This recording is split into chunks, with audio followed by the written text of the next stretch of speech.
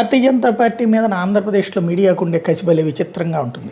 నెగిటివ్గా రాయాలనుకున్నప్పుడు ఎక్కడో ఏదో రాష్ట్రంలో ఒక మున్సిపాలిటీలో ఒక వార్డు ఓడిపోయినా కూడా హైలైట్ చేస్తారు. అదే సందర్భంలో మనకు నచ్చకపోతే గెలిచినటువంటి సందర్భంలో కూడా వార్తలు కూడా రాయారు. ఇక్కడ ఆంధ్రాలో ప్రస్తుతం కూటమి ప్రభుత్వమే ఉంది.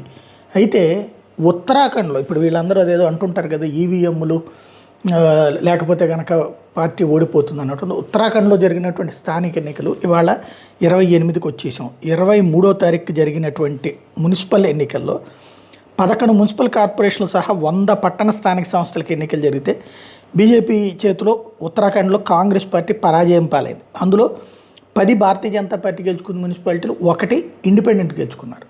అక్కడ బ్యాలెట్లతోనే జరిగింది. బ్యాలెట్లతో జరిగిన దాంట్లో గెలుపు అనేటటువంటిది తేడా వచ్చింది. అయితే అంత పెద్ద విజయాన్ని ఎవరు టచ్ చేయలేదు. ఉత్తరాఖండ్ అసలు ఇంతకుముందే అసెంబ్లీ ఎన్నికల్లోనే ఓడిపోతుందని రాశారు, ఖచ్చితంగా ఓడిపోతుంది కాంగ్రెస్ వస్తుందని రాశారు.